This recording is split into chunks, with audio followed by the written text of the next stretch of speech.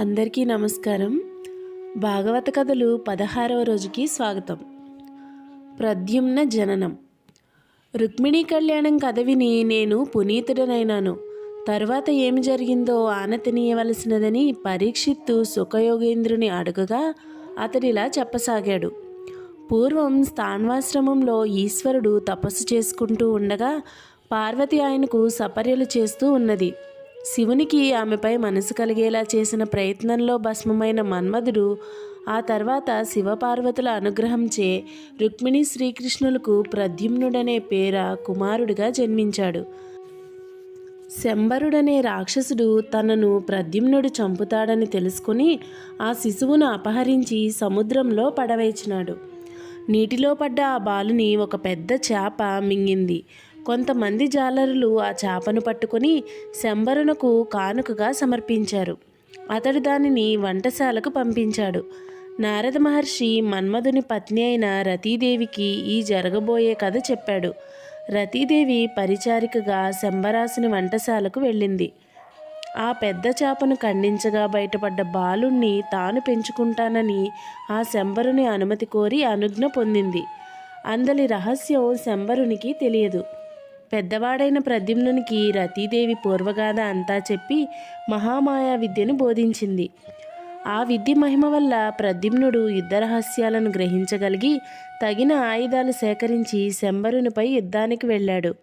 ఘోరంగా జరిగిన ఆ సమరంలో ప్రద్యుమ్నుని చేతిలో శంబరుడు హతమయ్యాడు. ప్రద్యుమ్నుడు తల్లిదండ్రులకు ఇతర బంధుకోటికి నమస్కరించి జరిగిన విషయాన్ని వివరించాడు. భార్యతో కలిసి ద్వారకకు వచ్చినాడు. యాదవుల సంతోషానికి హద్దు లేకపోతే రుక్మిణి పొందిన ఆనందం అవధులు దాటింది. శంబరుడు కామరూపంతో వచ్చి ప్రద్యుమ్నుని అపహరించడం మొదలు అతని మరణం వరకు జరిగిన కథ యావత్తూ అతనికి వినిపించగా అంతఃపుర స్త్రీలు అందరూ ఆశ్చర్యపడి సంతోషించారు. శ్రీకృష్ణుడు అపనిందను పోగొట్టుకొనుట. ఆ కాలంలోనే సత్రాజిత్తు అనే ఆయన సూర్యునికి భక్తుడుగా ఉండేవాడు. చాలా కాలం ఆయన సూర్యుని గురించి తీవ్ర తపస్సు చేశాడు. ఆ తపస్సుకు పరమప్రీతుడైన సూర్యభగవానుడు అతనికి శమంతకమనే పేరు గల ఒక అనర్ఘమణిని ప్రసాదించాడు.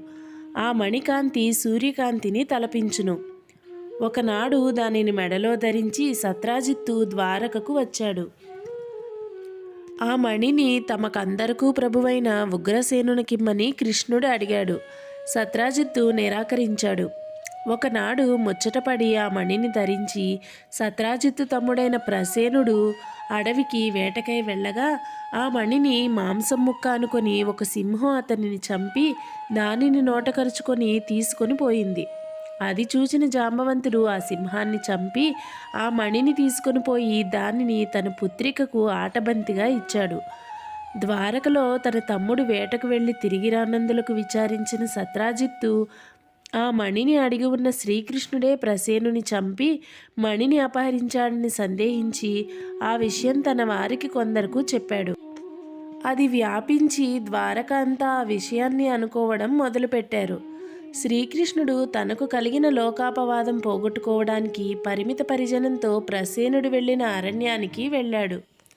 అచ్చట సింహం జాడలను బట్టి వెళ్ళి చనిపోయిన సింహాన్ని చూచి వారి జాడలను చూచి వారి ద్వారా జాంబవంతుని గుహ వద్దకు వెళ్ళాడు. గుహలో ప్రవేశించి శమంతకమణిని చూచాడు. ఆ శమంతకమణిని కృష్ణుడు తీసుకున్నాడు.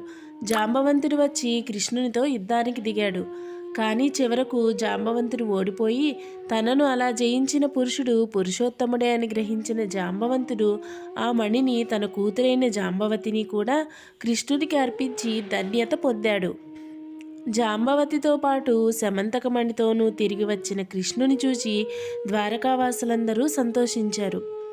శ్రీకృష్ణుడు సత్రాజిత్తును సభకు పిలిపించి జరిగిన దానిని చెప్పి నీ మణిని నీవు తీసుకో అని ఆ మణిని ఇచ్చాడు. సిగ్గుపడిన సత్రాజిత్తు తన కుమార్తె అయిన సత్యభామను శమంతకమణిని సహితంగా కృష్ణునికిచ్చి వివాహం చేశాడు. కానీ శ్రీకృష్ణుడు భామామణి చాలు అని తిరిగి సత్రాజిత్తుకి ఆ మణిని ఇచ్చివేశాడు. ఒకనాడు శ్రీకృష్ణుడు బంధువులైన పాండవులను చూడగోరి ఇంద్రప్రస్థపురానికి వెళ్ళాడు. అతనిని చూచి పాండవులందరూ పరమానందం పొందారు. శ్రీకృష్ణుడు అక్కడే ఉండిపోయాడు. కృష్ణార్జునులకు శరీరాలు రెండైనా వారి ప్రాణం ఒక్కటే. వారిరువురూ ఒకనాడు యమునా నదీ తీరమునకు పోయిరి. అక్కడ ఒక లావణ్యవతి కనబడింది. ఆమె వృత్తాంతం తెలుసుకుని రమ్మని శ్రీకృష్ణుడు అర్జునుని పంపాడు. ఆమె వద్దకు వెళ్ళి అర్జునుడు అడగగా దానికి ఆ సుందరి ఇలా సమాధానం చెప్పింది. ఓ వీరవరా, నా పేరు కాళింది. నేను సూర్యుని పుత్రికను. శ్రీకృష్ణుడు వనవిహారానికి వచ్చినప్పుడు నిన్ను చూసి నిన్ను పాణిగ్రహణం చేసుకుంటాడు అని చెప్పిన నా తండ్రి ఆదేశం ప్రకారం ఇలా చేస్తున్నాను అని చెప్పింది. ఈ మాటలు అర్జునుడు శ్రీకృష్ణునికి విన్నవించగా అతడు ఆమె మనోరథం తీర్చుకోరి ఆమెను రథంపై కూర్చుండబెట్టుకొని ఇంద్రప్రస్థపురానికి తీసుకొని వెళ్ళాడు.